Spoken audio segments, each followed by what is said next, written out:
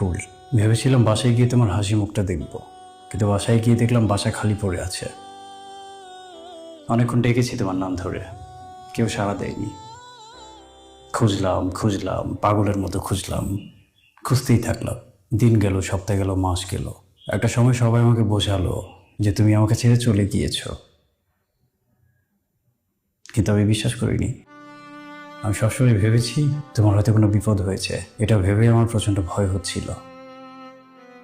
তারপর একদিন তোমার সেই মেসেজটা আমার কাছে আসলো, যেটা তুমি আমাকে পাঠিয়েছিলে। হ্যাঁ, পাঠিয়েছিলাম, কারণ আমি চাইনি তুমি আমার জন্য অপেক্ষা করো। কেন চাওনি? আমি একটা সুন্দর জীবনের জন্য তোমাকে ছেড়ে চলে এসেছি। তুমি কেন আমার জন্য অপেক্ষা করে তোমার জীবনটা নষ্ট করবে? মানুষের জীবন নষ্ট করা বা ঠিক করা কোনোটাই মানুষের হাতে থাকে না। তুমি যদি সেই মেসেজে একটাবার বলতে যে তুমি আমার কাছে 20 বছর পর ফিরে আসবে, আমি তোমার জন্য অপেক্ষা করতাম, কারণ আমি তোমাকে প্রচণ্ড ভালোবাসতাম। এখনো বাসো? উত্তরটা মোটেও সহজ না। তার চেয়ে বরং আমার সহজ একটা প্রশ্নের জবাব দাও, আমাকে ছেড়ে চলে এসেছিলে কেন? আমার কোনো সকাল্লা তুমি পূরণ করতে পারছিলে না, তাই ভেতরে ভেতরে আমি অনেক কষ্ট পাচ্ছিলাম। আমি তোমার কোনো সকালাদি পূরণ করতে পারছিলাম না? পারছিলে, তোমার সাধ্যের মধ্যে যতটুকু ছিল তুমি করেছো, কিন্তু আমি সেটা এখন বুঝতে পারছি। তখন বুঝতে পারোনি? তুমি যে তোমার সর্বোচ্চ দিয়ে চেষ্টা করছিলে সেটা আমার বোঝা উচিত ছিল। দেখো, কারো দেওয়া কোনো কিছুর মূল্য দিয়ে বিবেচনা করা যায় না যে সেই মানুষটা তোমাকে কতটা ভালোবাসে। তার চেয়ে বরং একটা মানুষের কতটুকু আছে আর সেখান থেকে সে তোমাকে কতটুকু দেওয়ার চেষ্টা করছে, সেটা দিয়ে বিবেচনা করা যায় সেই মানুষটা তোমাকে কতটা ভালোবাসে। একটা মানুষ যদি 100 কোটি টাকার মালিক হয় আর সে সেখান থেকে লক্ষ টাকা দিয়ে তোমার জন্য কোনো উপহার কেনে, সেখানে কিন্তু প্রমাণ হয় না যে সেই মানুষটা তোমাকে অনেক বেশি ভালোবাসে। কিন্তু একটা মানুষের কাছে যদি 10 টাকা থাকে আর সেই 10 টাকা দিয়ে সে কোনো উপহার কিনে তোমাকে খুশি করার চেষ্টা করে, তাহলে সেই মানুষটা তোমাকে ভালোবাসে, এখানে কোনো সন্দেহ নেই। তুমি আমাকে ক্ষমা করে দিও। না, ক্ষমা চাইছো কেন? ক্ষমা চাওয়ার মতো তুমি কি কিছু করেছো? তুমি যেটা করেছো তোমার ভালোর জন্যই করেছো। তুমি শুধু নিজেকে ক্ষমা করতে পারলেই হবে। পারি না, আমি নিজেকে ক্ষমা করতে পারি না। যার কাছেই আছো সে আমার চেয়ে তোমাকে অনেক বেশি ভালো রাখতে পেরেছে। আমি যে জীবনের স্বপ্ন দেখতাম সেই জীবন তো তুমি অলরেডি লিড করছো। তুমি আমাকে ছেড়ে চলে এসে ভালোই করেছো। তুমি কি পাশের ফ্ল্যাটে উঠেছো? কিনে নিয়েছি। গত 5 বছরে আমার জীবনে অনেক কিছুই পরিবর্তন হয়েছে। যখন তুমি আমার লাইফে ছিলে তখন তো আমার অবস্থা খুব একটা ভালো ছিল না। তুমি চলে আসলে কষ্ট পেলাম, কিন্তু ভেঙে পড়িনি। পরে বুঝতে পেরেছিলাম জীবনে টাকা ছাড়া কোনো মূল্য নেই। যে চাকরিটা করতাম প্রমোশন হচ্ছিল না, ভাবলাম একটা ব্যবসা করব। চাকরির পাশাপাশি একটা ছোট ব্যবসা শুরু করলাম। কষ্ট হতো, সারাদিন অফিস, সন্ধ্যের পর সে আমার ছোট ব্যবসা। খুব অল্প সময়ের মধ্যে আমার ছোট্ট ব্যবসাটা অনেক ভালো জায়গায় গিয়ে দাঁড়িয়েছে। তাই সামর্থ্য হয়েছে এত বড় একটা সোসাইটিতে এসে একটা ফ্ল্যাট কেনার। তবে আমি জানতাম না যে এখানে আসার পর আমি তোমাকে দেখতে পাবো। যদি জানতাম, বিশ্বাস করো আমি কখনো এখানে আসতাম না। তুমি কি একাই উঠেছো? না, সাথে আমার ওয়াইফ আছে। তুমি বিয়ে করেছো? হ্যাঁ, একরকম বাধ্য হয়েই করতে হলো, ফ্যামিলি থেকে জোর করছিল, তাই করে ফেলেছি। এই ফ্ল্যাটটা আসলে ওরই পছন্দে কেনা।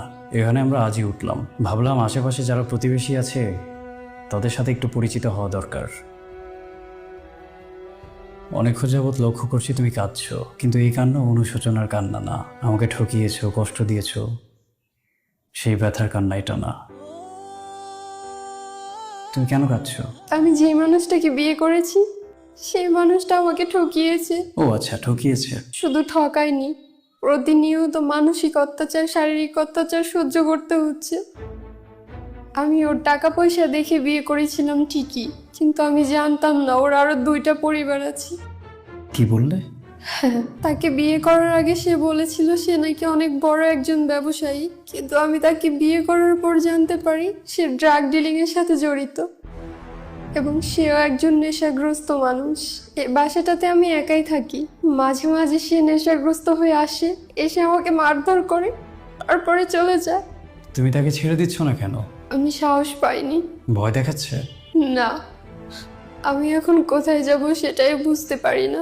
তুমি তো তোমার বাবা মায়ের কাছে ফিরে যেতে পারো। তোমার মতো একজন ভালো মানুষকে আমি ঠকিয়েছি। এখন বাবা মার কাছে গিয়ে মুখ দেখাবো, সে মুখ আমার নেই। মানুষের জীবনটা অনেক আনপ্রেডিক্টেবল, আর খারাপের কোনো শেষ নেই।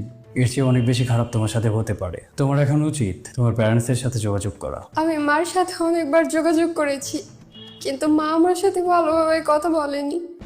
মা ভালো করে কথা বলেনি? আমি যে অপরাধ করেছি আমার নাকি শাস্তি পাওয়া উচিত। যেটা করেছো সেটা তো আমার সাথেই করেছো। আমি তো কখনো চাইনি যে তুমি খারাপ থাকো। তোমার এখনো তোমার বাবা মায়ের কাছে ফিরে যাওয়া উচিত। আমার সাহস হয়নি। জীবনে কিছু কিছু সময় সাহস করতে পারাটা অনেক কঠিন হয়ে পড়ে। যখন আমি খুব ছোট একটা চাকরি করতাম, আর সামান্য কিছু টাকা বেশি পাওয়ার আশায় ওভারটাইম করতাম। নিশ্চয়ই তখনই তোমার তার সাথে পরিচয় হয়েছে। হয়তো প্রথমবার কথা বলার পরেই সে তোমাকে তার অঢেল টাকা পয়সা দেখিয়েছে। তারপর দুদিন যেতে না যেতেই হঠাৎ করে একটা এক্সপেন্সিভ গিফট সে তোমাকে পাঠিয়ে দিয়েছে। তোমার কাছে মনে হয়েছে এই লোকটা তোমাকে পৃথিবীর সব সুখ এনে দিতে পারে। তোমাকে নিয়ে হয়তো সে বিলাসবহুল 5 স্টার হোটেলে গিয়েছিল। সেখানে তার ক্ষমতা, প্রভাব, প্রতিপত্তি দেখে তোমার তাকে ভালো লেগে যায়। কিন্তু সেই সময়টাতে তোমার জন্য একটা মানুষ অক্লান্ত পরিশ্রম করে যাচ্ছিল। হয়তো দেবার মতো আমার অনেক কিছুই ছিল না, কিন্তু যতটুকু ছিল সবটুকু তোমাকেই তো দিচ্ছিলাম। তারপর একদিন তোমার বার্থডে চলে আসলো। আমি আমার চাকরির এত কষ্টের টাকা, ওভার টাইমের টাকা সব একত্র করে তোমার জন্য একটা গিফট কিনলাম। সেই গিফটটা নিয়ে বাসায় ফিরে দেখি তুমি বাসায় নেই। আমি তোমার জন্য একটা সারপ্রাইজ প্ল্যান করেছিলাম, আর তুমি তার সাথে প্ল্যান করে আমাকে ছেড়ে চলে গেলে। তোমার বার্থডের দিনই নিশ্চয়ই তোমরা বিয়ে করেছো। হ্যাঁ, তুমি এখন যেহেতু অন্য কারো স্ত্রী, আমার এখানে আসাটা মোটেও ঠিক হয়নি। আমি এখন আসি। মারিয়া আমার জন্য অপেক্ষা করছে। মারিয়া আমার ওয়াইফ। ওর সাথে তোমাকে পরিচয় করিয়ে দেওয়াটা সম্ভবত ঠিক হবে না। যদি সম্ভব হয় কখনো মারিয়ার সাথে কথা বলো না। আমার প্রাক্তন স্ত্রী আমার ফ্ল্যাটের পাশের ফ্ল্যাটে থাকে, সেটা জানতে পারলে নিশ্চয়ই ওর রাতের ঘুমটা ভালো হবে না। আমার কাছে এই মুহূর্তে শুধুমাত্র ওর ভালো থাকাটাই ম্যাটার করে। তাছাড়া কে ভালো আছে, কে খারাপ আছে, কে কষ্টে আছে, সেটা আমার কাছে ম্যাটার করে না। কারণ আমার খারাপ সময় শুধুমাত্র ওই আমার পাশে থেকেছে। আমি দোয়া করি তুমি অনেক সুখী হও। আমি আসি। আচ্ছা, আমি এখন কি করব? কিছু কিছু সময় পরিস্থিতি আমাদের হাতে থাকে না, আমরা চাইলেও সেটাকে ঠিক করতে পারি না। এই বিষয়গুলো একান্তই সৃষ্টিকর্তার হাতে থাকে। আমার জায়গা থেকে আমি তো তোমাকে ক্ষমা করে দিয়েছি। আশা করি সৃষ্টিকর্তাও একসময় তোমাকে ক্ষমা করে দেবেন, আর তারপর তুমিও জীবনে কোনো একদিন সুখী হবে। ভালো থেকো।